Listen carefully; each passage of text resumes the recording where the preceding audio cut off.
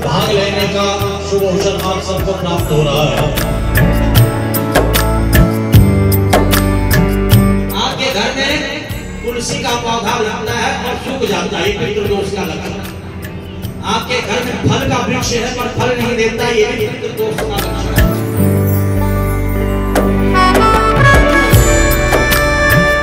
मेरे पति की इच्छा थी कि मैं हरिद्वार में गंगा के किनारे धरणी मंदिर पे भागवत कराऊं, तो उनकी इच्छा पूरी हुई। श्रीमद् भागवत कथा का सबसे महत्वपूर्ण जो कार्य होता है वो मेनली आपका कलश यात्रा ही होता है। एंड कलश यात्रा में हमने आज सुबह हम सब ने भाग लिया और इसमें हमें बहुत ही ज्यादा मजा आया। कलश यात्रा बहुत अच्छी होती है और कलश का जल है और उसका बड़ा महत्व होता है। हम गंगा जल लेकर आते हैं, वो गंगा जल 7 दिन के बाद अमृत के समान हो जाता है। जब कथा समाप्त होती है वो जल को हम अपने घर ले जाते हैं, पूरे घर में छिड़कते हैं और उससे घर की दरिद्रता सब दूर हो जाती है, नेगेटिव वाइब्रेशन जो भी होती है सब दूर हो जाती है, उससे खूब आनंद मंगल होता है।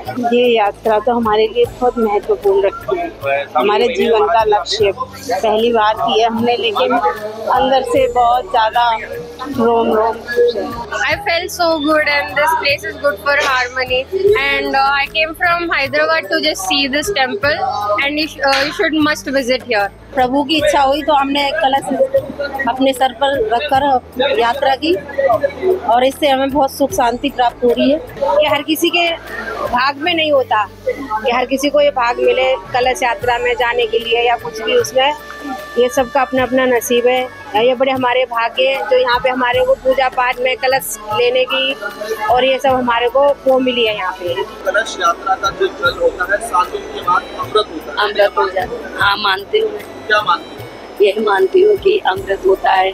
इसको रखने से, बच्चों के ऊपर कुछ करने से सारे दुख दर्द घर की सुख शांति आती है। बहुत बढ़िया उल्लास आया, उत्साह बहुत अच्छा हुआ, मन बहुत अच्छा हो रहा है। मैं तो आता रहता हूँ और भागवत जब भी होती है इस मंदिर पे तो मैं आता हूँ। As you can see my dupatta and this chain and the shades and all, so I think you should pakka visit this temple just for the harmony and to feel good, or you have any wishes just come here. घर में जल को ले जाके छिड़केंगे तो उससे हमें शांति मिलेगी, घर की भी शुद्धि होगी। बहुत बहुत बहुत सुंदर भाव है। पूजा पाठ को लेके तो जितना हो जाए उतना ही, हम कुछ भी नहीं कर सकते, फिर भी हम मानते हैं जो हो जाए हमारे से वो बहुत बहुत बहुत हमारा नसीब है। हम तो एक जरिया बन गए, कराने वाला तो ऊपर वाला है ना, हमने कराई ना हमारे पति ने कराई, करने वाला तो वो बैठा है, हमें तो एक जरिया के रूप में कर दिया है।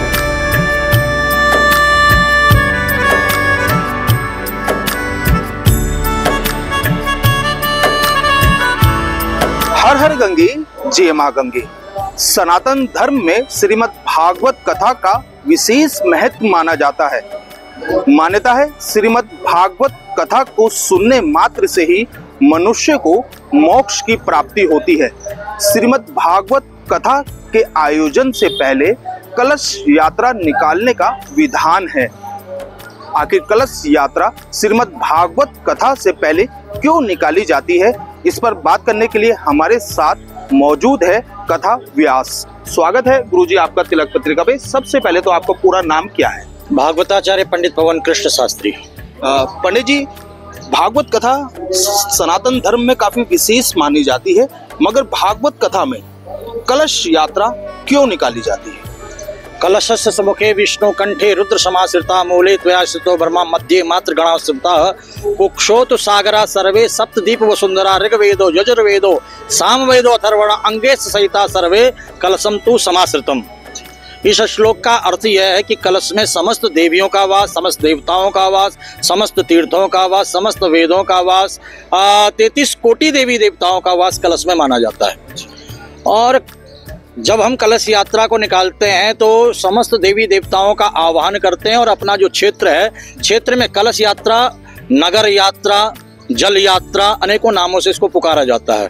तो हम भागवत जी को सर पर लेकर के और कलश गंगा जी हम जाते हैं, गंगा जल भर करके, और भागवत जी को दिखाते हैं कि हमारा क्षेत्र है ये, जैसे कि यहाँ पर दारिद्र भंजन महादेव मंदिर में कथा हो रही है, ये कनखल क्षेत्र है। यहाँ के जितने भी घर हैं, परिवार हैं, जितने भी लोग यहाँ पर रह रहे हैं, जितने भी भक्त रह रहे हैं, कि हे देवताओं, हे भगवान नारायण, हे कलश देवता, आपने सबके घरों में सुख देना है, समृद्धि देनी है, धन धान्य आयु आरोग्य ऐश्वर्य को बढ़ाना है, आपने इस क्षेत्र की रक्षा करनी है, 7 दिनों तक आपने यहाँ पर विराजमान रहना है, इस कलश के भीतर, इस भागवत के भीतर आपने विराजमान रहना है, जो भी आपकी शरण में आए उनकी मनोकामना को पूर्ण करना है। यही भाव रखते हुए हम कलश यात्रा को, जल यात्रा को संपन्न करते हैं। पंडित जी, बात की जाए कलश यात्रा काफी महत्वपूर्ण आपने बताई है, भागवत कथा से पहले होती है। कितने कलशों के साथ ये यात्रा निकाली जाती है और हर यात्रा का कितना महत्व हो जाता है? कलश यात्रा में 11 से प्रारंभ हो जाते, 11 कलश, 21 कलश, 31, 51, 108, 1008, जितने जजमान हो, जितने भक्त हो, उसी संख्या के अनुसार जो है कलश को, ध्वजा को लेकर के ढोल नगाड़ों के साथ जो है कलश यात्रा को संपन्न किया जाता है।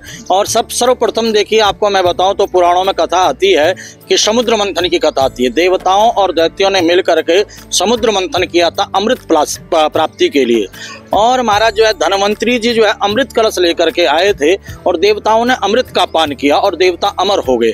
तो तब से प्रत्येक यज्ञ में, प्रत्येक अनुष्ठान में, प्रत्येक पूजन में, श्रीमद् भागवत कथा हो, राम कथा हो, शिव कथा हो, देवी भागवत कथा हो, इसमें कलश यात्रा, कलश स्थापना की जाती है, ताकि जो है जो यज्ञ कर रहा है, जो जजमान है, जितने भी श्रोता हैं, उनके घरों में अमृत तत्व की वृद्धि हो। और धनवंतरी जो है समस्त रोगों को दूर करने वाले हैं, वहीं से जो है आयुर्वेद का भी प्रारंभ हुआ है धनवंतरी जी से, तो सब निरोग हों, यही कामना को लेकर के कलश स्थापना की जाती है, कलश यात्रा किया जाता है।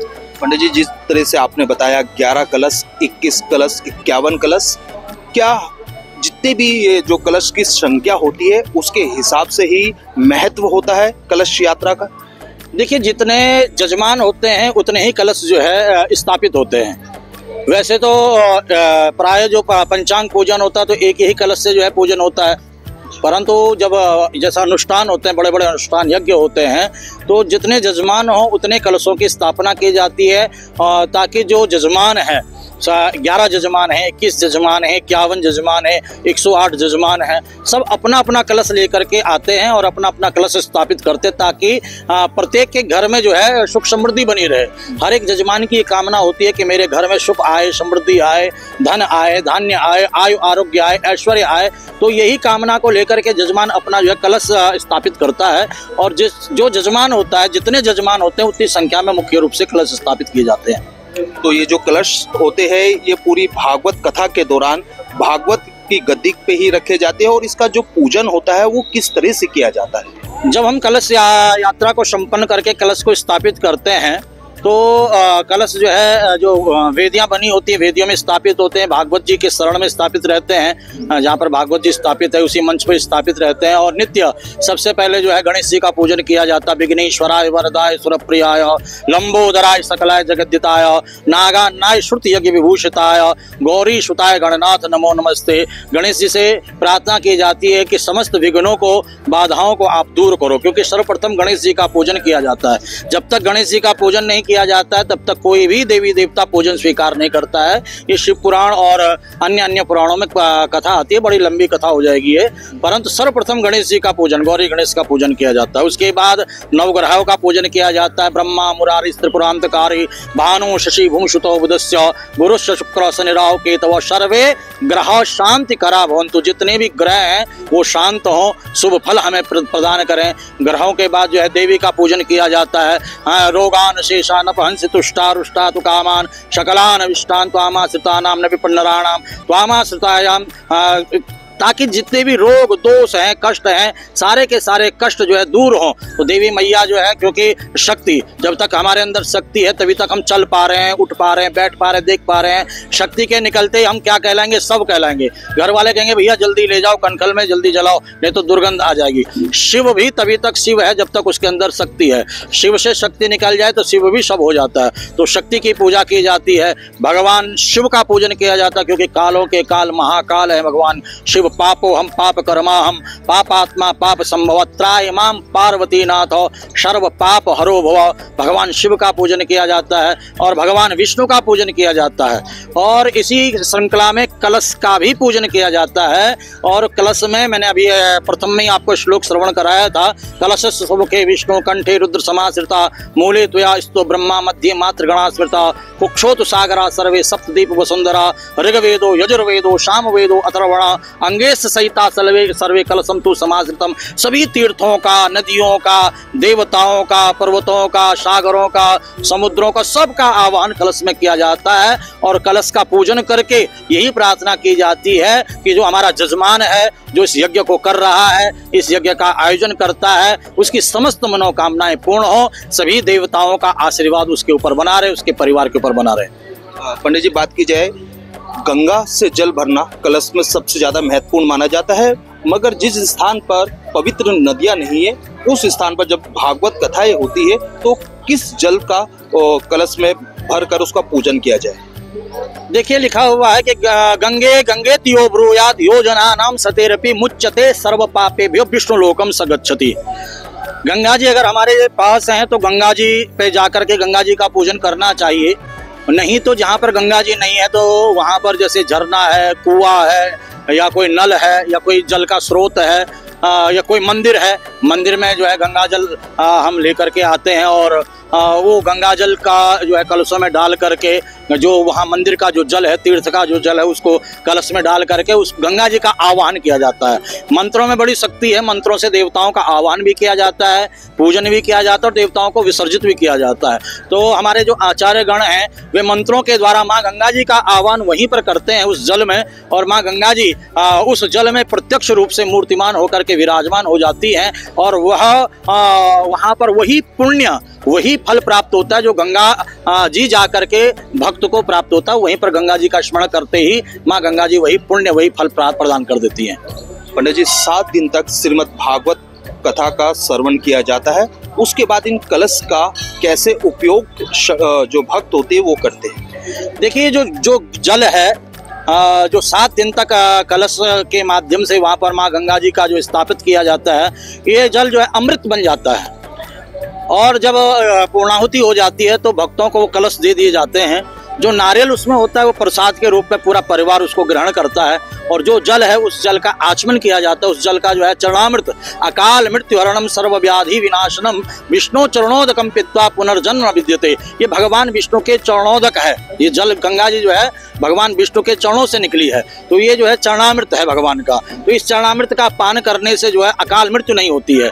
जितनी भी आदि व्याधि हैं, ये और शारीरिक जो रोग है वे सारा का सारा रोग दूर हो जाता है। और जन्म मरण का जो चक्कर है वे समाप्त हो जाता है। कोकर सूकर इत्यादि योनियों में जन्म नहीं लेना पड़ता है। तो ये जो जल है इसका पान किया जाता है और अपने घर में इस जल को छिड़का जाता है, ताकि जो है घर में जितना भी दोष है, कोई भी नेगेटिव जिसे कहते हैं नकारात्मक ऊर्जा, नकारात्मक शक्ति, वो सारी के सारी नकारात्मकता घर से दूर हो जाती है। तो ये जल जो है पूरे घर में जो है छिड़का जाता है। बहुत बहुत धन्यवाद। बिल्कुल जिस तरह से इनके द्वारा बताया गया है, श्रीमद् भागवत कथा के साथ ही कलश यात्रा का भी विशेष महत्व होता है और इसमें रखा जल 7 दिनों की भागवत के बाद अमृत के समान हो जाता है। उसको सेवन करने से मनुष्य के सब संकट भी दूर हो जाते हैं और घर में उस जल को छिड़कने से जितने भी दोष होते हैं वो भी दूर हो जाते हैं। देश के पहले धार्मिक न्यूज चैनल तिलक पत्रिका के लिए हरिद्वार से मैं आशु शर्मा।